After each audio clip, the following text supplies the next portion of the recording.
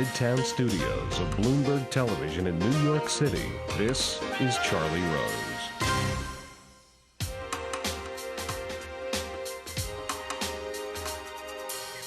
There is no name more synonymous with the action genre than Sylvester Stallone.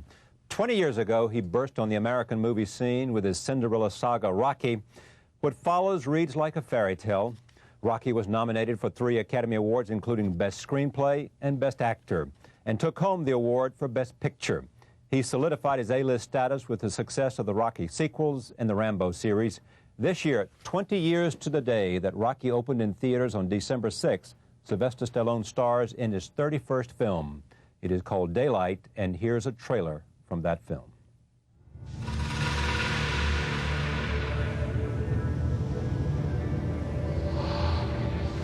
100 feet below the Hudson River, the unthinkable is about to happen.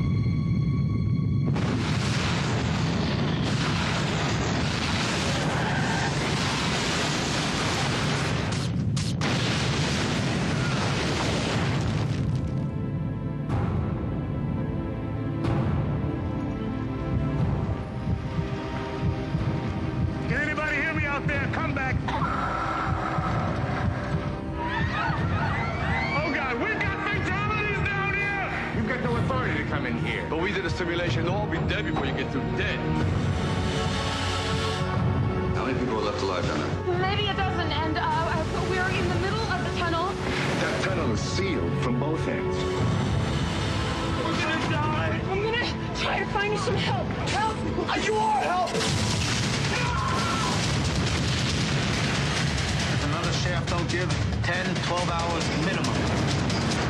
Now, what's the way in, huh? On December 6th, Universal Pictures dares you to take on the tunnel. You saying you found a way out of here? So what's the chance? We are not going anywhere! We're gonna break through from the Manhattan side. They think we're dead. The whole damn thing could have blown. So what do you plan on doing? I don't know. I don't know anything.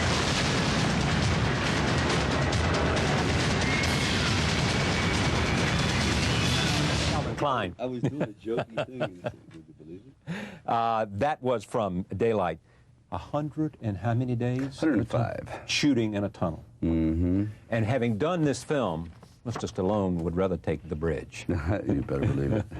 Actually, Charlie, now when I drive, because I've just finished a film with Robert De Niro and Harvey Keitel, it's a wonderful character piece. We had to drive through the tunnel a lot, and finally I said, I can't take it anymore. I've become so paranoid. Next it'll be about an elevator, and I'll have to walk up the stairs. You know, like I'm slow. My options are diminishing quickly. Fear seeps in when you do this thing.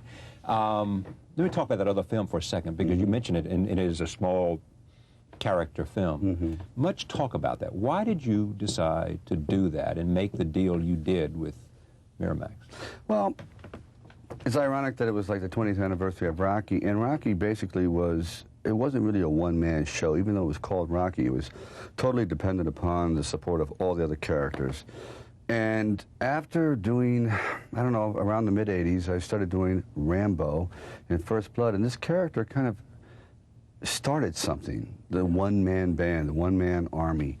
And it became synonymous with myself, and then I became considered to be like monosyllabic, and the less I did verbally and the more I did physically was the way I was known. So I thought, you know, I have to stop this a little bit. I have to try to go back to what I enjoy more, and the premise is interacting with other actors. And then when Miramax came with Copland, they said, this is going to be difficult because you're going to have to completely divest yourself of what you've used for the past 10 years, which is you have to gain 30 pounds, you have to play almost 80% deaf, you have to be incredibly obsequious, fawning, shy. Everyone is going to be belittling you in the movie. I said, well, it sounds like my home life. It's okay. You know? What's the difference? You know? I can slip right into this. So you agreed to do it because, not for those reasons, but because what? Well, because I felt that that I was not deriving any pleasure anymore. I felt that the challenges were that of physical challenge and nothing to do with any kind of esoteric, any kind of reliance upon character work, where you are totally dependent upon how you act. In other words, you have no props. The scenario is quite simple, 2 men at a desk, and you cannot rely upon special effects, noise, music, whatever. And that's the way I entered this profession. And that's when Rocky was nominated, it really wasn't nominated because it was an action film. It was a character film. And same with Fist and Paradise Alley. And those are the films that I find myself really akin to. And I thought, I better do it now. I just turned 50, and if I don't make, you know, that move, I'll never have the opportunity again. But, I mean, how do you know yet how much you are gripped by this action genre? In other words, there are a couple of times in which you've tried to do other things, yes, and you've come to the realization, it's hard for me to get out of that character because that's what the audience wants from me. Yes. And they're disappointed when they don't get it. That's true. That's true. I think it would be rather serendipitous of me to think that all of a sudden I'm going to have Dustin Hoffman's career. That's not going to, or Bobby De Niro's. It's just not the way I was perceived originally. I mean, I am perceived primarily more as a proactive performer. So this is just kind of what'd you say, like a sabbatical, where I think it sends out a message to me that, yes, I haven't completely foregone the type of acting and the kind of thrill I got that originally got me into the movies. But no, will I ever shed that image? No. And actually, I'm very proud of being aligned to like the Rocky ethics. Quite frankly, I mean, it's something for. I think Rocky stood for something. It really did. It stood for come back. It stood for believing in yourself. It stood for. Yeah, it's something that I think is basically inherent in just about every person on the planet to want to have an opportunity to fail on their own terms. They may not make it, but they want the opportunity to try. I want to come to Rocky in just a moment. Let me just stay with where you are today. 50. Was it hard for you? Oh, it was hard. It really was hard. Really? Oh, yeah. I mean, I thought it was going to be, you know, quite easy. It'd be all autographs and sunglasses and just going from one piece to another, but it wasn't that way at all. It took a great toll on my private life, and I don't think I really had any solid foundation until within the past 2 years. So I don't know if that's just my nature, which I tend to think that I have that kind of nomadic nature, but more anything, it's just a restless penchant I have about constantly wondering if it's all going to end, and I have to produce at sometimes a rather detrimental pace. Well, you've often said that you have to work, and that for you to be sitting back would be destructive to you and to your head. That's true. That's true. You've got to work because it's what you do. Well, yeah, I think that there is a sense of, I mean, we could put any kind of label on it, but I think perhaps a sense of fear or vacuum or void. Fear of? Well, fear of not being able to say at the end of your life that you fulfilled all your fantasies or your desires, that you took the shortcut or the easy way, or you rested on your laurels. Like, quite frankly, if I were to say after Rocky, I would look in the mirror, if I were to do this, and say, okay, I have nothing more to prove. I came, I saw, I delivered, and now I can perhaps be validated. I did it. But the validation diminishes with the release of the film. By the time we wrap, like we just wrapped Copland, right, and already I've put that behind me, and I'm looking anxiously toward the next one. And when, if you just wrapped, when will you start principal photography for the next film? I wish it was today. You're happiest when you're acting. I think so. I think so. There was a quote, I think, that was attributed to Frank Capra, that when he was on the movie set, this was his reality. And when he would drive home at night, he said, this was fantasy. This was unreality. This is a place that he felt quite alien. Yeah. And you're most comfortable there because it's a place that you have ruled. It's a place that you know you've done. You know? Yes, and more importantly, I think it's a place where I feel that I can contribute, that I understand, that I am a valid participant. Whereas I've tried, many other jobs, and when I was on my way up, and I never felt as though I could ever fulfill them in a very beneficial way. I just didn't have the concentration or whatever it took to become successful. I've always felt as though I wanted to be in something that was rather mysterious and fanciful. Yeah. How lucky you are, and me, and others who fall into something or get there because of drive and to do what you most enjoy doing. I mean, yes. When you think of what small percentage of the people in the world who are doing exactly what they want to do. I know. I think of myself. And being recognized for it, too. And every day you can go home and can't wait to get back. Exactly. To the field. Exactly. To the action. I think that people like ourselves and performers in general are the luckiest people on the planet. They really are. They have the gift of communication, of actually being heard, of having a forum, which is so rare. And I think one of the main elements of frustration in just about everybody in every walk of life, very few people are understood or are given a moment to express oneself. Right. And here we are. Yeah. The money. You are, I suspect, by most observers, the highest paid motion picture star ever. Well, I don't know, but anyway, you're in there, and you're a contender if you're not number one. Is it a way now of just keeping score, or does it mean something else, the money? That's a good question. I think that there is, if people were to say that the money at a certain point is not important, I think they would be reveling in a serious case of mendacity. I believe that when you get to a certain level and you see one performer is getting a number, right away you feel as though, okay, to be respected, it becomes a numbers game. I think more importantly it is to the agent than quite often it is to the actor. For example, in the film I've just completed, I was paid nothing. Zero. It's Copland. Absolutely nothing. I mean, yeah, you get some back-end profit if it does. You take a gamble. But see, that to me is, I've never been, quote, a mercenary.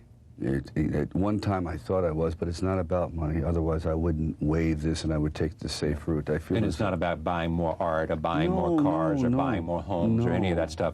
You're way beyond that. No, really, I have all the material comforts one needs. Now it's all about the library of memories you leave behind. The body of work. Exactly right. If somebody came that a director that you most wanted to work for. Yes. And who had a brilliant story and a script that you wouldn't even tamper with, it's so great. Yes. And could be a piece of you're work. asking a lot there.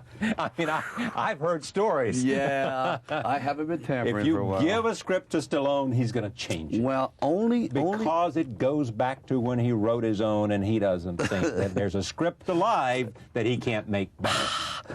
There was that, but now, you know what that comes from? It comes from actually jumping into projects that are premature. Yeah. And quite often I had done that. Like, for example, with Rennie Holland and Cliffhanger, right. I knew the property was a wonderful property, the project. It was an interesting format. It deals with, the innate fear of acrophobia and so on. But the script wasn't ready, and I knew that. So with Rennie's blessings, literally the script was produced 4 days before we started filming. So it wasn't as though I said, okay, I'll do this, but I have to tear it apart. It's always with the support of the support group. Yeah. I have at times, at one time, I did do that, but it wasn't as though to give myself better lines. I just felt as though if I could help the structure. See, that's the curse.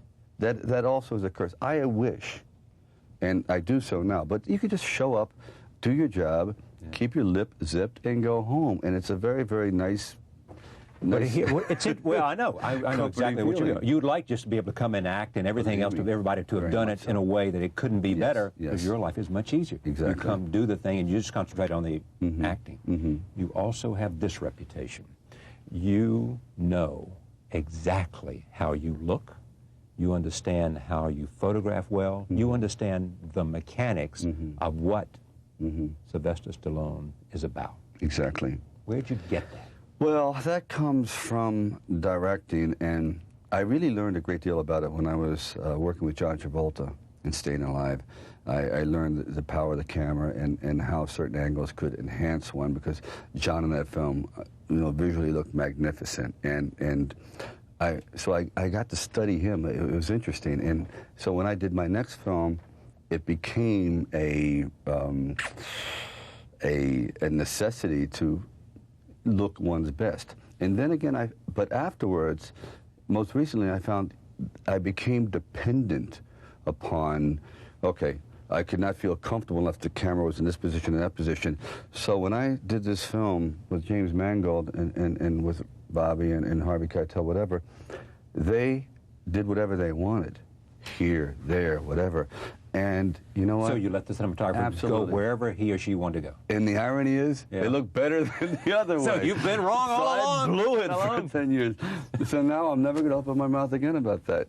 Yeah. But I think it just plays into certain insecurities. You want, you do one film a year, a film and a half a year. You're just looking for every edge that it delivers. And quite often, when insecurities come to the forefront, quite often it's about the way you appear physically. And that, again, has become a thing of the past. But it was a phase I definitely went through. What do you mean a thing of the past?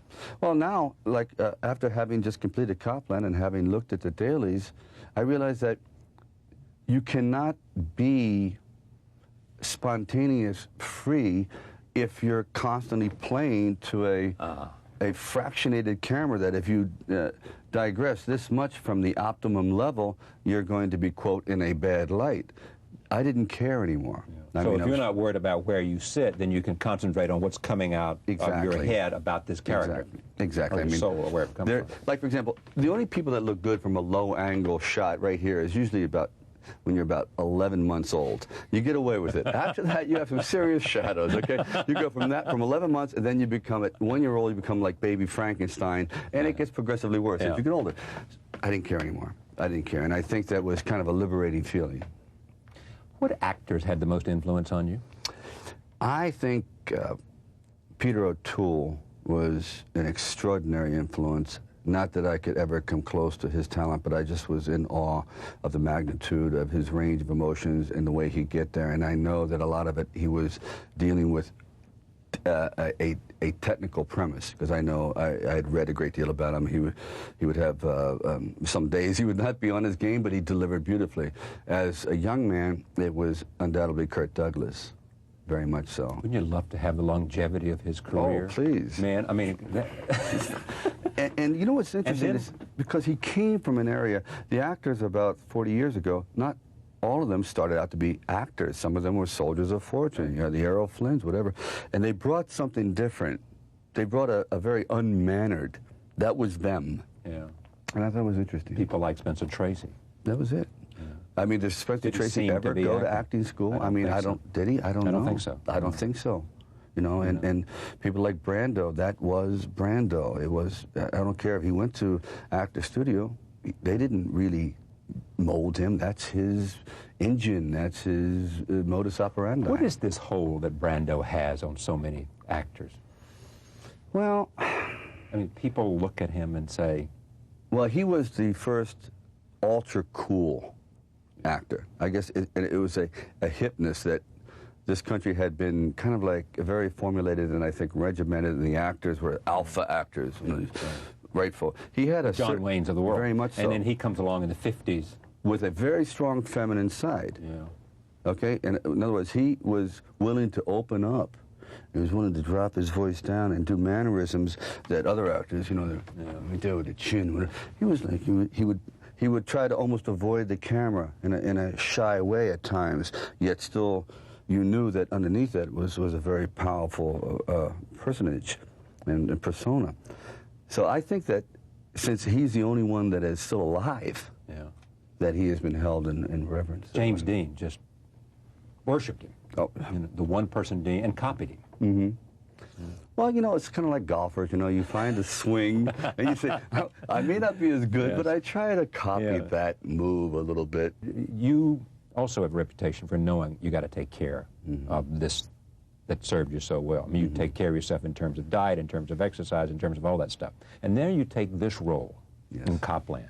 You are supposed to be, what, 20 pounds overweight? 30 pounds overweight. I mean, was that hard for you to say, I'm going to let it go, or did you say, at long last, I can do what I want to do without discipline in pursuit of my art? I wish it was that easy. I went through serious withdrawals. Withdrawals Oh, yeah. from exercise, Yes, very much from so. the pumping every day. Yes, because it became I became psychologically dependent upon it. Psychologically. Oh, yes, yes, very much so. When you have become so familiar 30 years with a certain pattern, and then at least the last 15 years of being very attuned to your body's every different angle and whatever, and maybe knowing that perhaps, unfortunately, you're known for that. Yeah. So you have to keep it up much more so than I think is a healthy outlook on life. And when I had to let it go, and I went from a 30.5-inch waist to 39, thank God my girlfriend was pregnant at the time, because I said, I kind of understand. And I kind of timed this about right. Yes, it was perfect. So we were just swelling together.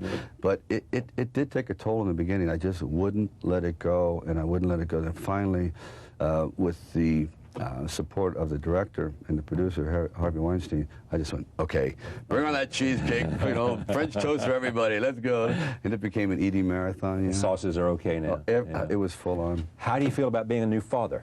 I love it. I really do. I think I was not qualified the first time. I don't think I was focused, for lack of a better term. It was just after Rocky won, and all hell had broken loose. And I think having lived the, I guess, poor boy syndrome for so long, now the gates to fantasy were open. Yeah. And I kind of abused it a great deal, and I took it a little too far. And I believe my private life did suffer a great deal from it. My private life suffered, meaning? Well, it took a toll on the marriages. Yeah. It took a toll, I think, on imaging. I don't think I was perceived the way I wish I had been perceived. But now looking back, everything I got, I was entitled to. So, in the way of, you know, being scorned. But that's okay. It's all right. I guess I had to learn the hard way. I've had a very, very interesting career. I think that every kind of cliche, every kind of mistake one could make, I have made. So when I discuss it with other people, I'm coming from a place that I know exactly what you're talking about. But you seem to be comfortable with that. I mean, you look back at what you have done and where you are, and you seem to say, sure, I made a mistake, and sure, I was a fool at times, and sure, I indulged myself at times, but I earned it, you know? Yeah. And secondly, I understand, and I'm different now. Yes? Yes, very much so. I think that it's very hard, unless you put on someone else's shoes and walk the route that they're walking, to kind of judge them. I believe that Hollywood and success is an incredibly warping formula. It does distract one, and I feel these people that have been able to keep their heads on straight are really extraordinary individuals that have held their marriages together and have been very focused in their career. I think they deserve all the kudos and accolades you can give them, because people, it is not easy. It is not easy. And you have to be there to know. You really do have to be there to know. There is temptations, there's distractions, there's insecurities, there's ego assaults, there's ego inflations. You're not living a normal life. You're in a suspended state of reality. This is not real, what you do. You are in the profession of pretending. You're a professional pretender. And quite often that pretending, that overblown sense of I am all these different characters, kind of breaks through the levee and goes into your private life, and it affects it a great deal. In other words, if you're in public, it's like you leave a wake behind you, because people know who you are, and there's an ensemble around you. Yes. But when you go home, you're saying, Sometimes it's hard to forget that whenever you're in public, everybody is there to do, whether it's a table at a restaurant, whether it's saying, "We love you, Mr. Stallone," whatever it is. And your wife is saying, "Hey, jerk." Yeah. You know what? I've been here with your sons. Too, yes. You know? Very much so. And I think that I know that I felt as though it was an unreal situation, and I felt reality was on the movie set. I felt more comfortable there, and that was a very wrong way to think. But I was raised in a certain kind of environment where escapism was somewhat necessary. So I've always... You mean because of what it was like with your parents at home? Yeah, I mean, my parents, I suppose, did the best they could, but I had a certain lifestyle, and I moved around a great deal that having a solid foundation or a habitual routines, daily routines, that is, was really non-existent. Here's what I'm interested in. I mean, you wanted as a kid, you wanted to be some kind of artist, right? Yes. I mean, it wasn't a movie star as much as it was you wanted to be a creative person of some kind. What shaped someone to want that? I mean, when you look at your early life, why do you think you didn't want to be a lawyer, didn't want to be a banker, didn't want to be a business executive, wanted to be something, a poet or a writer or something? I could say that quite often, if you have a sense of isolation, quite often if you feel isolated, I think that you can turn your hatred or your inability to be loved in a very negative form. Some people are lucky enough to have a creative outlet, and that was my blessing. I understand when they say, well, people come from abused homes and whatever. They may not have, quote, an artistic outlet. They have a physical outlet, and it comes out in a way of violence and so on and so forth. I really believe that everything is it's genetically oriented. Why do you have 5 brothers in the same family and each one chooses something different? Does something different. They've all had the same upbringing, the same food. They've basically dressed the same way, same schooling, yet they're so diametrically opposed. So I think that it's just the wonder of life, you know, the billion to one chance. Did you say to yourself then, before Rocky, I'm going to make it come hell or high water? I don't care what they do, and I'll pay any price, do anything. No, I didn't. I was not willing to do that because I used to have long talks with my friend John Hertzfeld, who had just directed 2 Days in the Valley. And I said, John, what if we don't make it? He goes, that's not possible. I said, all right, let's just pretend it's because that can't happen. I said, John, it can happen. He goes, you can never think that way. I said, John, I think that way. So right then, I started to think about alternatives.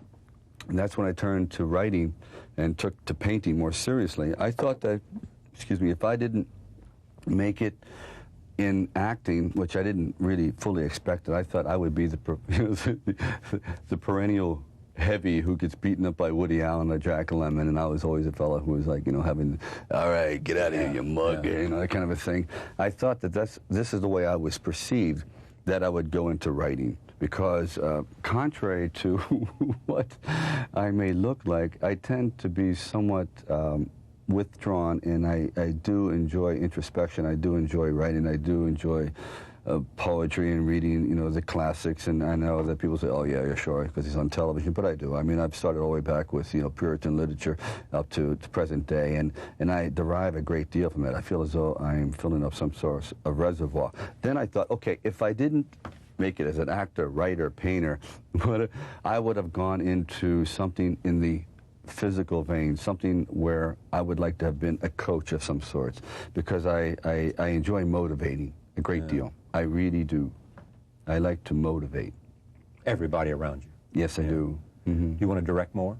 Yes, I do. I think that in the next, perhaps 2 years, I enjoyed the process. Then again, I was living another life then. I would like to try it now. What does that mean? Well, because I was like a gypsy. I would be gone. Like my son, for example, at 20 years old, I don't think I was home for more than 6 years out of 20. So that's what I mean. I would never sacrifice that again with my daughter. Never, and what did that do to your relationship with? Well, luckily, my wife was a brilliant mother, and he's grown up to be completely sane He's and okay, wonderful. notwithstanding the fact his father was away from home. Exactly right, and he's done something that I think is unique. He didn't try to compete with me. If he saw a gym, he'd run away. If he saw anything that had to do with what I was about, he would be kind of like almost repelled by it. And I don't know if he did that, I think, subconsciously, and now he's found his own way, his own identity. He's not put himself into a competitive position. How much of it is luck? And how much of it is just timing? I mean, you came along with Rocky, a script that you believed in. You did not and would not take their money unless you could star in it. I mean, that's part of the Stallone legend, Yes, right? yes. I mean, you had, and because you did, Best Picture, 10 nominations, not? Yes. You got 3 awards, including Best Picture. And it made you, overnight, your life was different. Never been the same since. Never been the same. But, I mean, you had opportunity, you created opportunity. Yes. You'd worked at that script for how long? 10 years? I mean, a long time, huh? Well, it was percolating a great deal. Yeah, yes. percolating. But how much of it is luck? How much of it just sort of... Oh, you know, people say, like, oh, boy, you just hit a very lucky golf shot. I said, I intended it to hit in that direction. So, yes, you can say it, but it's not really luck.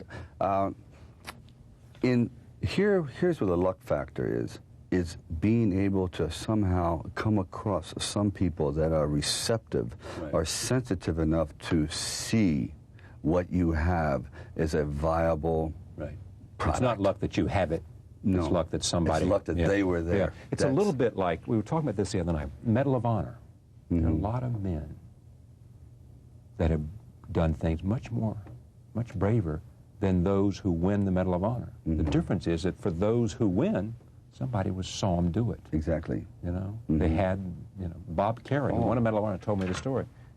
I wasn't braver than most of the people I served with. It's just that when I did what I did, when I lost part of my leg, someone was there and saw it and wrote about it, and all of a sudden it goes up the process. Exactly, you know? exactly. But wasn't luck that I did it. No. But somebody saw it, and it was a moment. Yeah. Somebody happened to be in the office at the right time of day when I brought the Rocky script, who happened to be in that frame of mind, who happened to be that kind of filmmaker. Let's say I brought Rocky to a producer. It was originally Shardoff and Winkler. Right. Let's say I brought it to a producer who specialized in high-powered action films. You say, no. And that might have been the end of it, period. But I brought it to these people who kind of like, in those days, specialized in smaller films. It was just a miracle. And here's how it worked. It's true. I was there for actually an acting audition, and things were going not too well. And on the way out, the door was just about closing. I leaned back in the door. I go, oh, by the way, I write a little bit. And he goes, really? Come back in. So it was just actors we don't need, writers we need. Yeah, it was just like if I had forgotten to say that at that moment, maybe everything would have been different. So I owe, like those two producers, no matter what has ever transpired between us, I owe them my life. I mean, they were... Who else do you owe big time to? I would have to say that, in my professional life, those two I owe a great deal. And I think I have to say that, oddly as it may sound, my parents, who unwittingly, I think just through the combination of the genes and whatever, and the way I was brought up, somehow triggered it all. Let's just say the entire relationship was harmonious and sanctimonious and just one big love fest.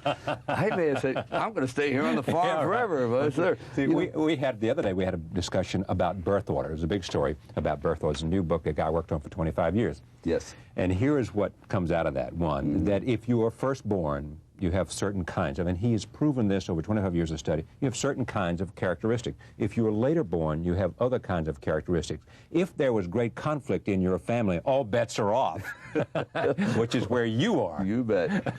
You bet.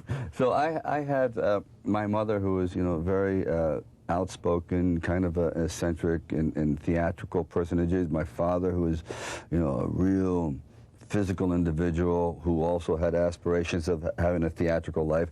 but these dreams are somewhat quelled by their financial situations, and then so I luckily emerged from all this, and so I think that has so much to do with it. I mean, I really do believe that it's not completely an accident. I really believe that we do inherit certain kind of instincts. What haven't you been able to do that you very much have wanted to do? Well, I don't think that I've performed in the kind of venues that I would like to have performed in, and I take full responsibility for that. I think that, again, I was moving along at a pace where I was not paying very, very close attention. You know, quite often some of the films would do very well, and then we don't, and I would not learn from success. I would learn through failure. So when some of the films didn't work, I went, you know, I am moving further and further away from what I am, what got me here. Therefore, with this new film, Daylight, which again is quite different performance than one would tend to recognize in an action film, and with the advent of Copland, I've now gotten back to what I think is really my natural inclination. When I think about the possibilities and put this in context, it's Clint Eastwood's career. Clint Eastwood's had a career. Yes. One successful movie, but he's also experimented. He's directed. You know. I mean, there's a career to admire in terms of stretching, yet at the same time never losing his connection with the audience and who he is. Well, that's very important. I think, for example, if I were to abandon what I am perceived to be, reject that audience, they would take that as, you know, more than a lover's quarrel. They take it as quite a slight. Yeah, exactly. So I think you have to, as Clint did so brilliantly, balance the two, as Bruce Willis is doing now, balancing the two. From Pulp Fiction to Die Hard, yeah. You really do have to, two things that struck me about what you have done. One is you got to respect the audience. You got to come and say, these people, yes, you know, I put them in the seats, but yes, I got to, you know, and I got to make sure that I am doing what's necessary exactly to take care of them. It's taking care of business, as Elvis used to say. Right. The other thing that strikes me about it is that you got to constantly, in a sense, say you're responsible for stretching too. You know, nobody's going to come to you because the people who make movies, would just be happy for you to make one action venture after another. I read a thing where the guy who gave you $20 million or whatever it was for the film said, it's the best deal I ever made. And you can understand it because it's a certain, in today's world, what you do is the most marketable product in motion pictures. Yes. Well, it translates worldwide. Because of your international star. Yes, exactly. Do they see you in Japan the same way they see you in the United States? No. How do they see you there? As a kind of mystical hero of some kind? I think they perceive action performers bigger than life, and they tend to put a little bit more the awe factor around them, you know, much more so than the Americans, which I think are a little bit more grounded in seeing that, oh yes, we read about these people every day and so on and so forth. They're not as mystified by us. How difficult is it not to become the character in your head a little bit? You know, not just, we talked about the idea of all the things that surround you if you are a huge movie star. Yes. But also, if you play the kinds of roles, not that you're going to go around beating up people or do these extraordinary things, but in a sense, as they said about George Patton imagined what a general ought to be. Yes. And he became that in his head, in his actions. Yes. So pretty soon, that notion was who he felt like he was. Yeah. And this is not for motion pictures. This is being a general and winning wars. Exactly. It's a mindset. It's, as you know, like in golf, it's in the zone.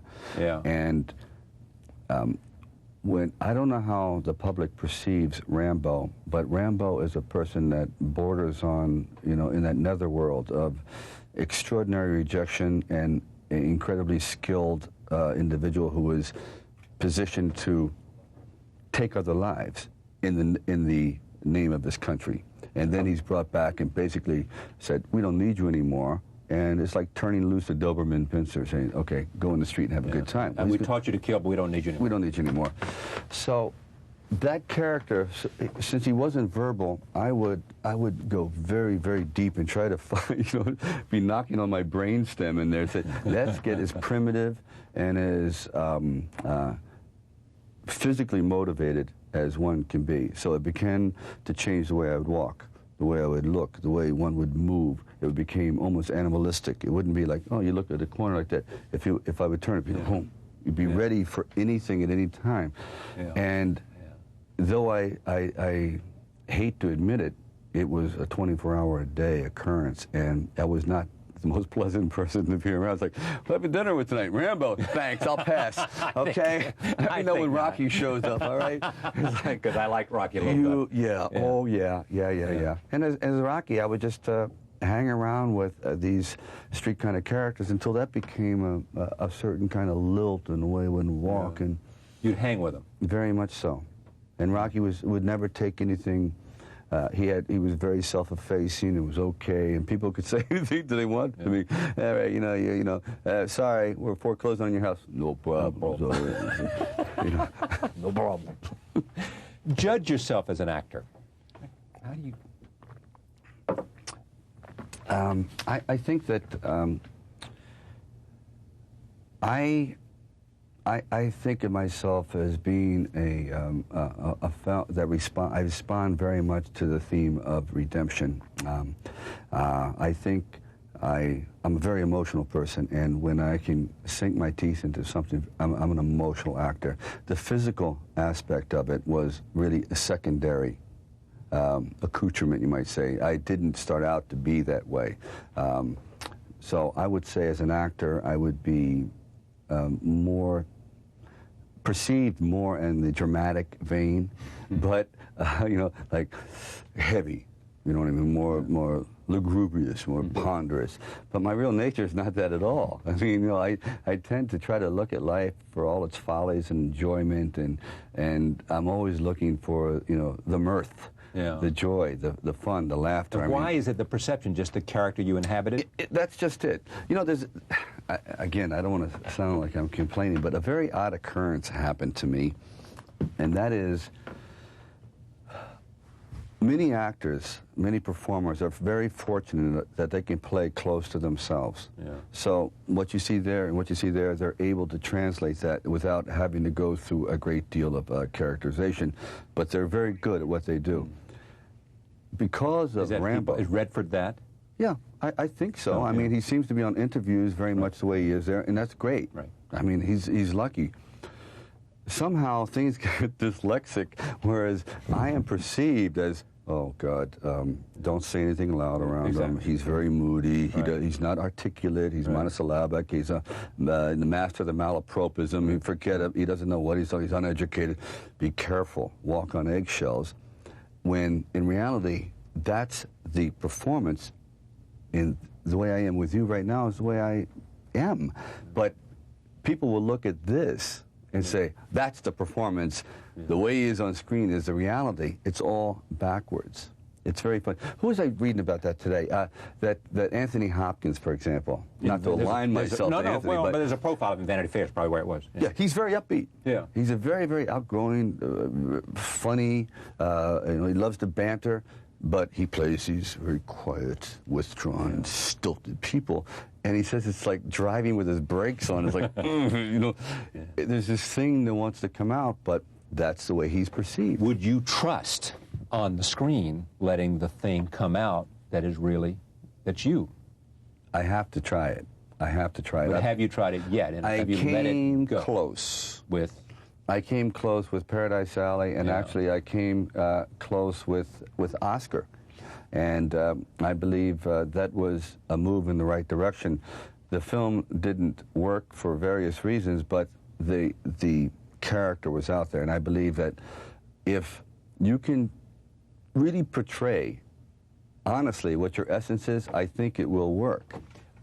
If I show you a film that you've done and tell you what the critics have said about it and the fact that it didn't do well, the public didn't buy it, your audience didn't buy it, Would you generally tend to agree and say, I know they didn't, and I know why they didn't, and I can tell you why that movie didn't work? Yeah, for sure. Give me an example. All right. Well, I believe that Oscar, what primarily didn't work in that, I think, was the timing, was in the editing.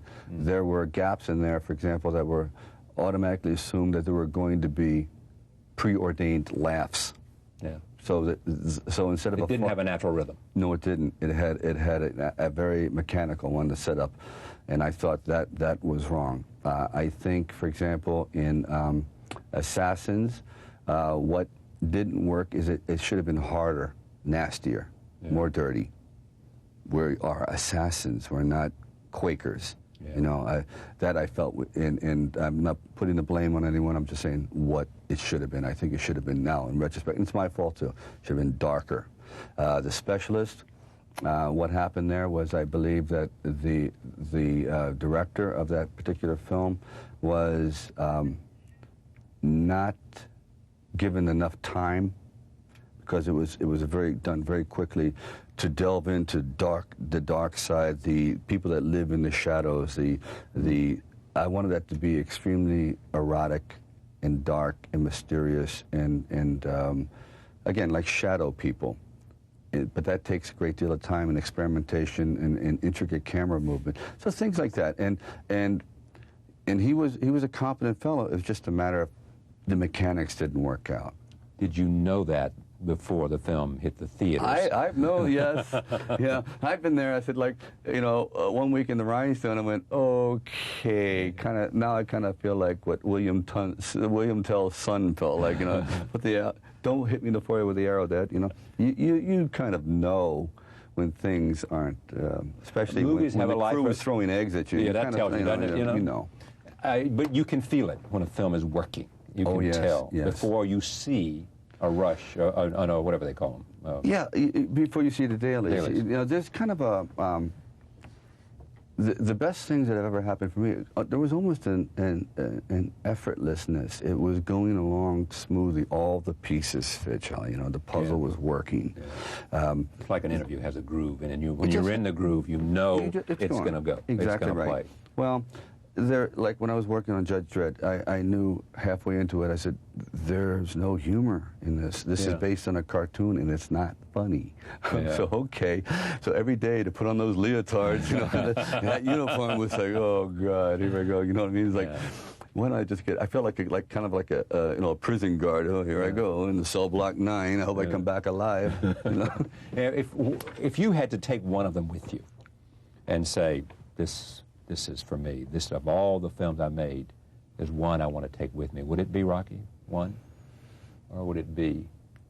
Well, I tell you, this one I've just finished, Copland, is very good, too. I think it'd be a toss-up between the... Yes. You feel that good about it? Oh, yeah. Mm-hmm. Because it's more... It's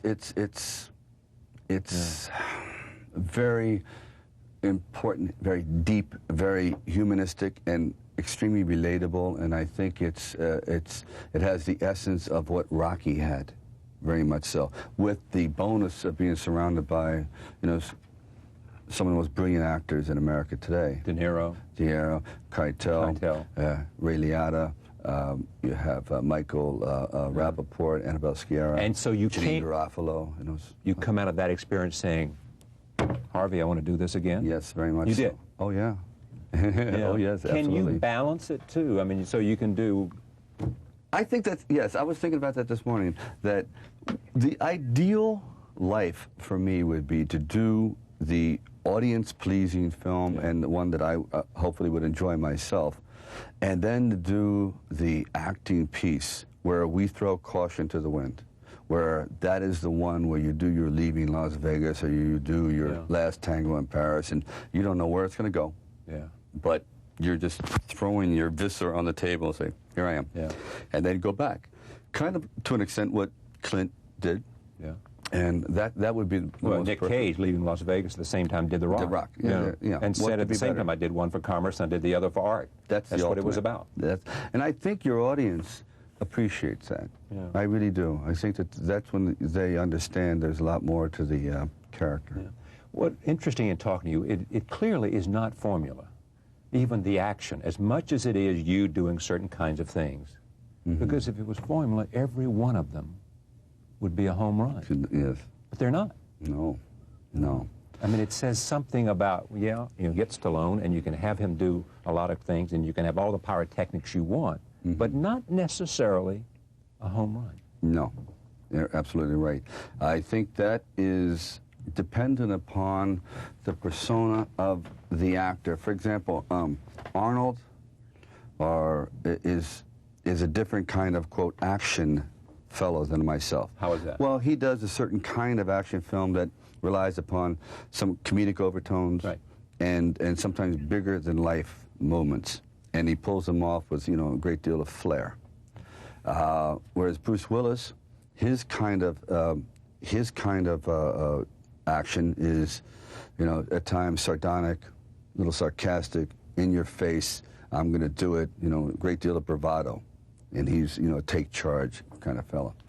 I find that the ones that I do best are the ones where my character is not, the ones that have performed the best, he's not so certain it's going to turn out.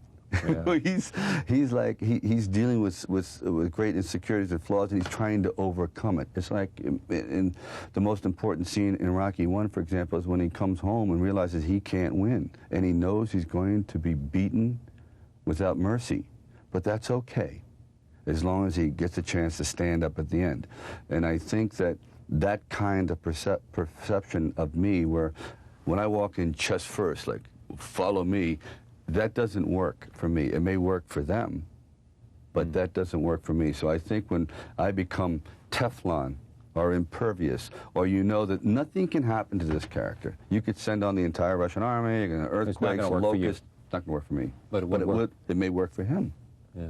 Very much so. Would it do, if I had enough millions of dollars to put you and Arnold in the same film, would it necessarily bring in both audiences, or do they overlap so that you wouldn't get, you know what I mean? Yes. In other words, you wouldn't double your money by having both of you there, because in a sense, the people who watch you watch Arnold. There's a kind of, you know.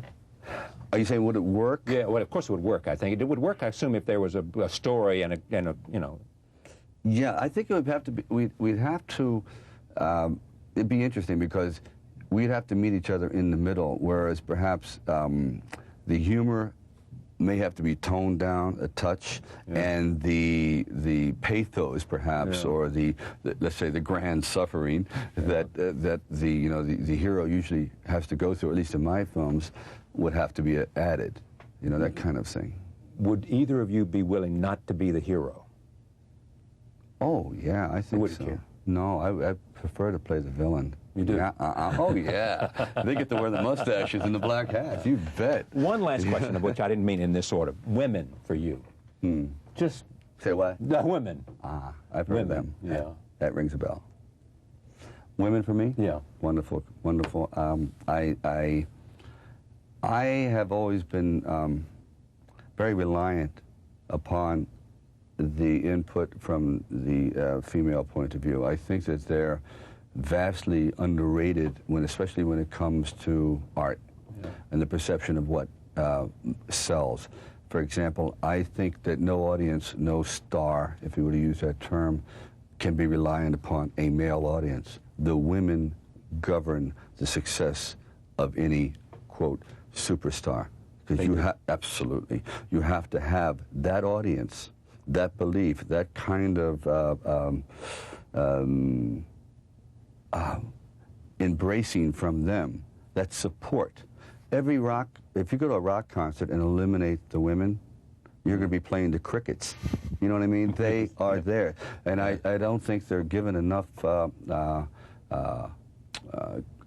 credit about how strong their influence is. You can see, for example, that when they get behind a film, and a film that perhaps men don't want to see. Like First Women or whatever the same. It goes to $100 million, and that's definitely not a male movie, and it's still Magnolias, and it goes on and on and on. And though we may try to deny it, we are in a somewhat feminine business. Yeah. We are in the business of sensitivities, we are in the land of somewhat more estrogenic than testosterone-driven performance. This is, you know, we have to call upon, quote, a female side, a performance side, a sensitive side. That's what acting is. And you know where your feminine side is. Yeah, it's right outside, actually. So I think she's in Florida right now. Great to have you. Thank you very much. very much. It's a pleasure. Thank you. Sylvester Stallone, thank you for joining us for the hour. We'll see you next time.